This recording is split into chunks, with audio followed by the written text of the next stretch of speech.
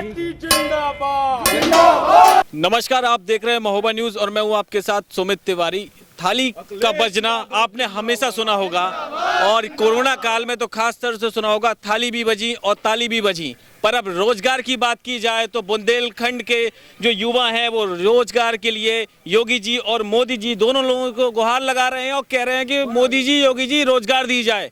तो इस विषय में बात करेंगे। हमारे साथ पूर्व छात्र संघ अध्यक्ष और वर्तमान में पार्टी के उपाध्यक्ष और चरखारी विधानसभा प्रभारी अमित यादव जी। अमित यादव जी, यहाँ पर दिख रहा है मुझे सरकारी संस्थानों का निजीकरण बंद करो, मोदी जी रोजगार दो, योगी जी रोजगार दो। क्या है आप लोगों का कहना है? हम लोगों का कहना ये है कि ये जो केंद्र की हो चाहे प्रदेश की भाजपा सरकार है, ये संविधान के खिलाफ काम कर रही है। आप देख रहे हैं देश में बेरोजगारों की संख्या दिन प्रतिदिन बढ़ती जा रही है। कहाँ जब ये सरकार में नहीं आए थे तो ये कह रहे थे कि हर साल 2 करोड़ रोजगार देंगे।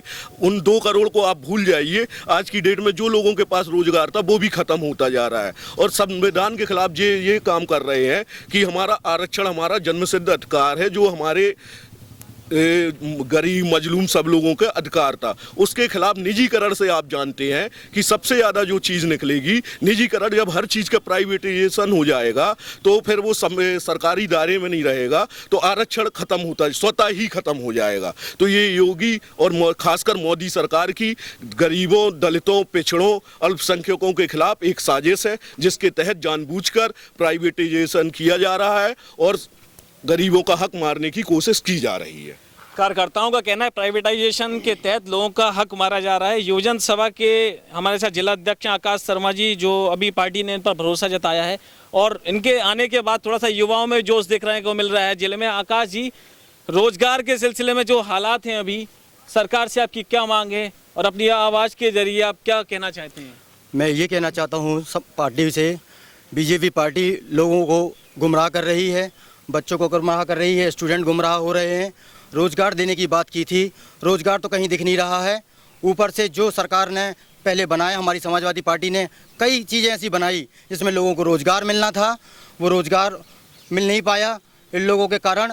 और सब चीज़ें प्राइवेटाइजेशन कर रहे हैं, सब कुछ बेच दे रहे हैं, बड़े बड़े लोगों को बेच दे रहे हैं, जो पार्टी को फाइनेंस करते हैं उनको बेच दे रहे हैं।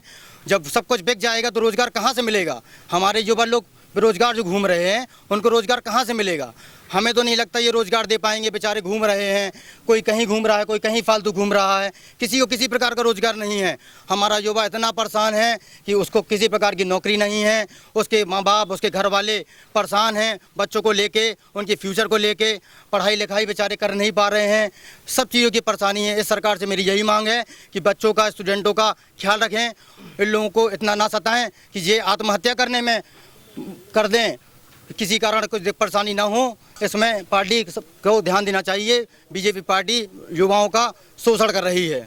बीजेपी पार्टी युवाओं का शोषण कर रही है और यहाँ के बुंदेलखंड के जितने भी यहाँ पर आप देख सकते हैं समाजवादी के सभी यंग एज के युवा कार्यकर्ता हैं और सबकी सरकार से यही मंशा है, सबकी सरकार से यही मांग है कि युवाओं को रोजगार दिया जाए। जो उनके वादे थे, जो उन्होंने दावे किए थे चुनाव के समय पर, वो उनको पूरा किया जाए। अब जो समय आ चुका है तो अपनी सारी जो कही हुई बातें थी उनको वो पूरा करें। फिलहाल खबरों में इतना ही, बाकी खबरों के लिए देखते रहे महोबा न्यूज़।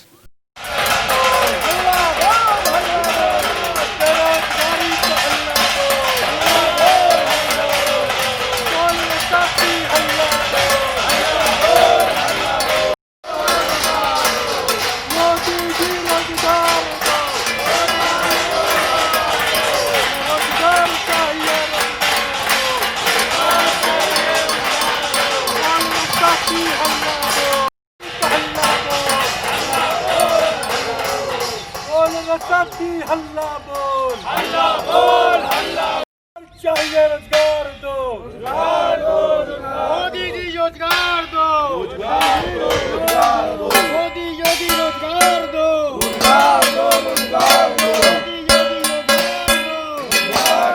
रोजगार दो, रोजगार दो, रोजगार दो, मोदी योगी रोजगार दो। सरकारी निजीकरण बंद करो, बंद करो, सरकारी निजीकरण बंद करो, बंद करो, मोदी योगी रोजगार दो, मोदी योगी रोजगार दो।